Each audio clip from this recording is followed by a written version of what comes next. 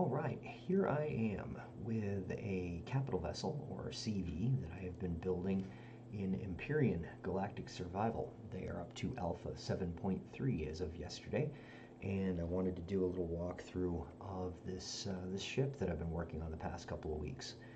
I've named it the Tiburon for hopefully obvious reasons.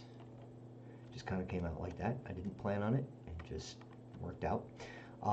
This vessel is rather expensive and probably very over-engineered as far as power goes, because to be upfront, it does kind of eat through fuel cells a bit. So be warned. There's probably some work that could be done to it in that regard as far as pulling them, but I have yet to really experiment with exactly how many generators and so on it would need. But it runs, it lands on a planet, it's pretty good. I have a anxious cat. Um, so I'll do a little run through here. All of these lights and the hangar doors are set on motion sensors, so when you cross into an area they'll turn on, when you leave it they'll turn off. It's good on the aforementioned power drain that is notorious in the ship, but the recent addition of NPCs has also come in contact with this vessel. I did this last night, this morning. I have a little emergency med bay over here for if you land on this and you are in need. you can get you a little boost right there. These elevators go up to the top deck. The top deck is also motion lit and has a repair bay built into it. I'm going to go back through these doors because I want to run up to the bridge last. That door in the center is an access door to the bridge, so you can get directly in to the controls of the ship through there. The side pods are both mirrored hangar bays, so I'll go through the even numbers on this one. Again, the doors and lights are all hooked up to motion sensors. These are 5x6 slots for to land fighters and such, and I also put in seating in case you are jumping around in a multiplayer map and you want pilots of fighters to be close to their vessels. You can keep them in there. Should come in handy for multiplayer situations. Each side has a large cargo bay with refrigerators, more than enough refrigerators, and more than enough cargo.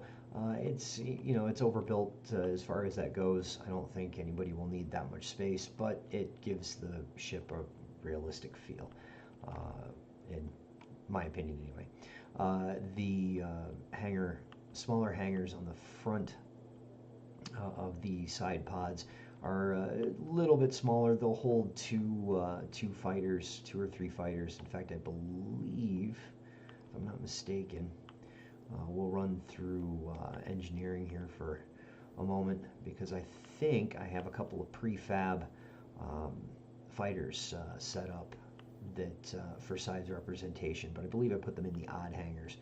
So you can get a picture of how big it took us to walk from hangar 2 to hangar 1, and so it's a good hike through the ship.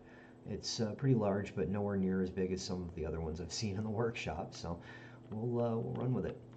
These are stock prefabs. Wrong button.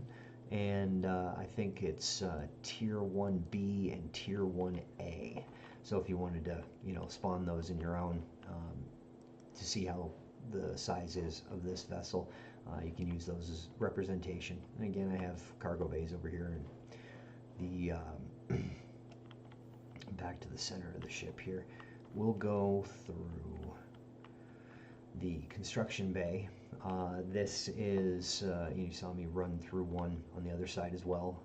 They're mirrored, and I figured one could be used for ore processing, the other one for construction, or however the user of the ship wants to run it. But there's the other construction bay. This is engineering.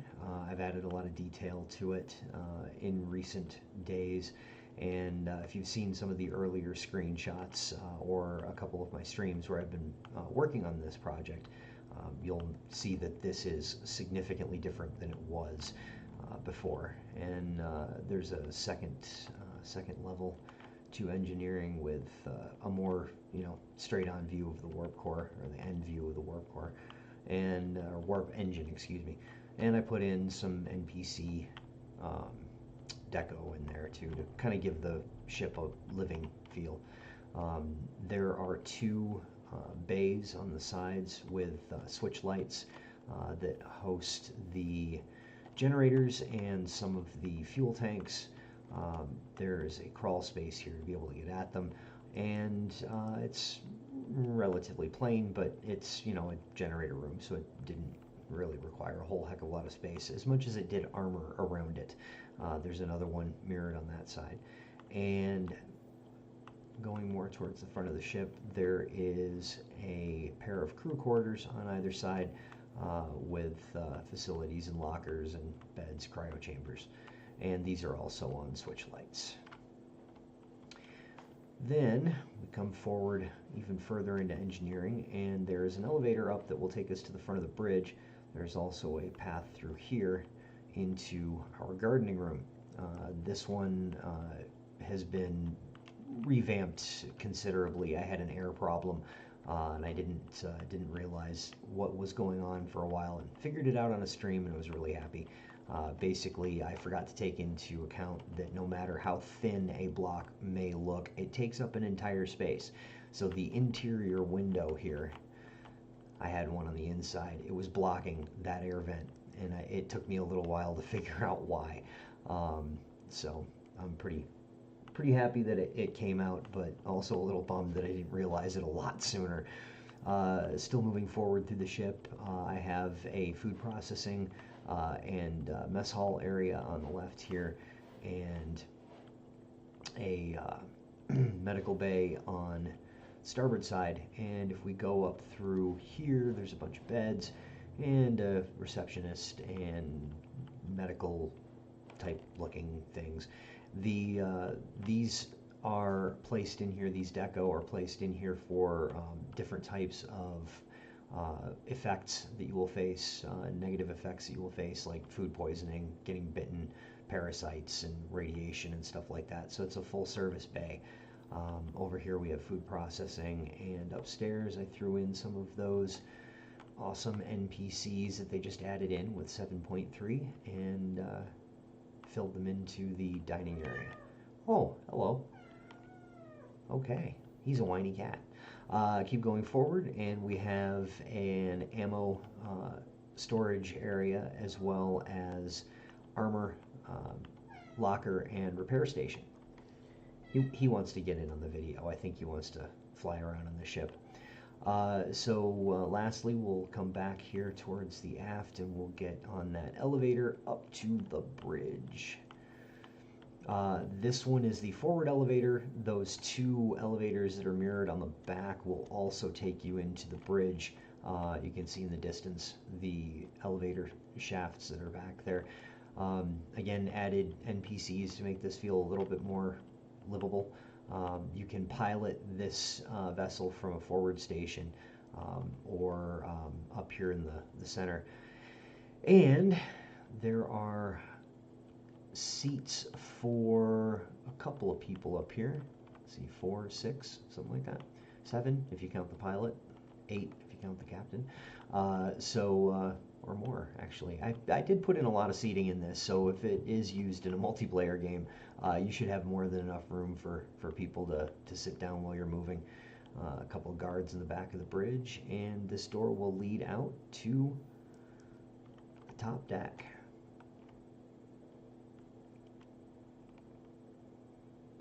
It has weapon turrets, pretty good mix of them for for different purposes. It has mining and multi turrets on the front, and one multi turret on that fin on the back.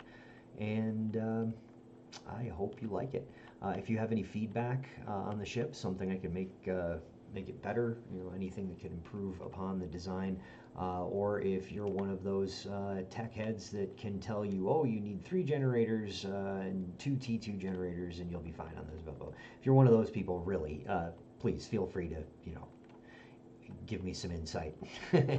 So yeah, if you like this ship, please make a comment of it, and I will be putting the vessel on the workshop, on the Steam workshop, in the very near future, the next day, I think. I'm going to try and get it done today.